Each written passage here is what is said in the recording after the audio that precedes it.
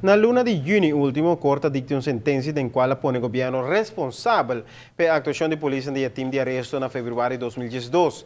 O tempo é para a equivocação a tirar dois sospechosos mata de um auto passando banda de Renaissance Marketplace em Oranan de Merdia. Abogado de família Horta Claco e demanda um semi-milionário.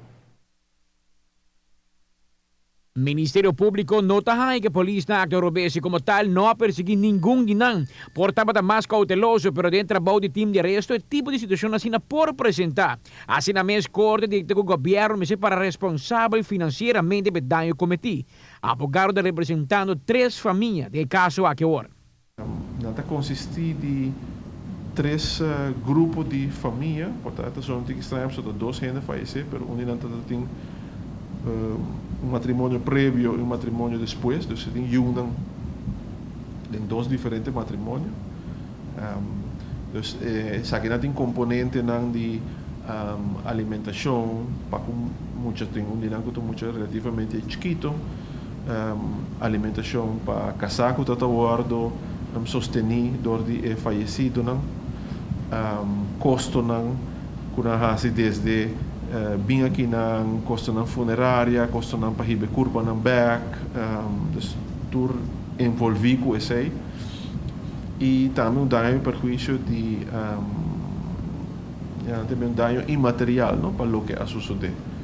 Então, se nós aqui não junto da forma e componente não baco suma finalmente exigindo.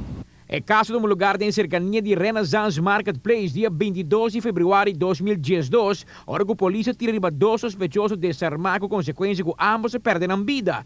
Considerando a família que queda atrás, abogado da boca para o governo paga dentur suma que chega a cerca de 1 milhão florim. Esta queda se bom de 1 milhão florim e per essa totalidade, não? Só está 3 grupos de família lá em Ponência ainda não está. E tem que agora verdeeld en nota verdeling delen door 3. Porque depende que tem chiquito, grande, que já tem estúdio, que nós agora manter não tem nada de cobra para manutenção ou algo assim, né? Que é uma fórmula que está depender de detalhe específico de cada de zona que queda atrás, com essa hora também qual parte está chegando a Corte juzga na luna de junho último que em princípio sempre é ilegal para matar gente. O governo não indica suficientemente detalhado para que esse caso aqui está diferente. O governo não traz tampouco nenhum reporte ou outro material de prova de procedura para mostrar isso aqui. A hora que determinar a responsabilidade do governo, a hora que se acaba de fijar o dano. E bala a hora que tem curado do governo. Nos lo diz guarda, se para mais ou menos quase fim de outra luna não tinha nada concreto, então agora esta back demand de juiz que vai estipular agora é suma finalmente. Amita Patrick Pascal para ATV, Canal G5.